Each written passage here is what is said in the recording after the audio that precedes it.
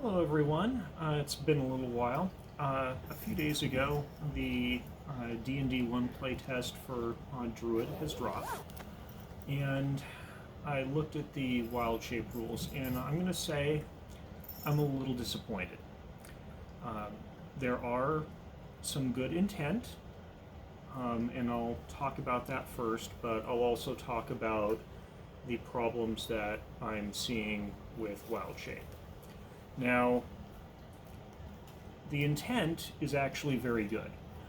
The intent is for new players to be able to get wild shape a little bit easier, so that rules can be condensed, and so that you don't have to go like digging through the monster manual to find stat blocks of individual monsters that you or animals rather that you may want to be using.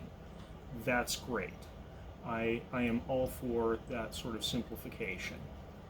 Now, the problem is that the generic form that they gave Wild Shape was a little underpowered. Let's go through a couple things. First, let's start with the armor class. Now, the armor class as being presented for an animal that you're wild shaping into is 10 plus your wisdom modifier. So at first here, that would mean that you would have an armor class of about 14-ish. So let's compare that to what a druid would normally do for their armor class. They would have probably hide armor. Hide armor is not that expensive. They are medium armor proficient, and it doesn't have metal. Great, hide armor. That's still going to allow a +2 dexterity bonus. Great. They can carry a shield. So we're actually looking at about a 16-ish armor class for not wild shaping. So your armor class would actually go down by 2 by going into wild shape. Okay, so that's not a benefit. So let's talk about hit points.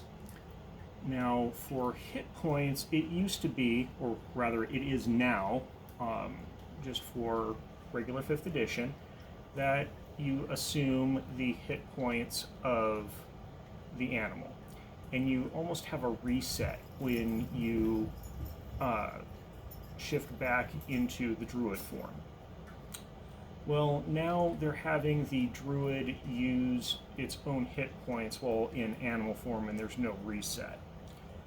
While I, again, like the intent, because doing the reset for the current wild shape is confusing, that does take off a rather strong point for wild shaping. Then they have the strength and dexterity scores become your wisdom scores. Great, sounds good. And then they have the damage. The damage is a d8 plus the wisdom modifier. This is exceptionally low. As it currently stands, I'm not sure I see a benefit in assuming wild shape.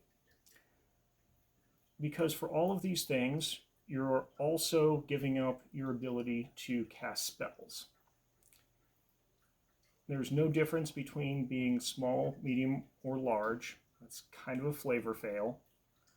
You're giving up a whole lot of utility, but giving up spell casting and having your armor class go down and not being able to carry equipment, that's huge. Let's compare that to something else. Let's compare that to Shillelagh. So you can cast a cantrip that's going to have you do about the same damage, and you're still going to be able to cast spells. And you're going to do so as a bonus action. And you're not going to be limited to schools from abjuration like they have the Circle of the Moon Druid playtest before. So anyway, if your damage output is dropping, your hit points are staying the same, your armor class is dropping, you're not gaining any utility from the form. And as a matter of fact, there's no difference between the stats of a small, medium, or large creature, which is kind of a flavor fail, and you give up your spell casting, then what's the point of Wild Shape? At that point, you're playing second fiddle to a cantrip. So I'm really hoping that they improve the Wild Shape ability for the next playtest. I think that with a generic stat block, they're going into a good direction, but they're going to have to beef it up a whole lot more. Anyway, thank you for listening.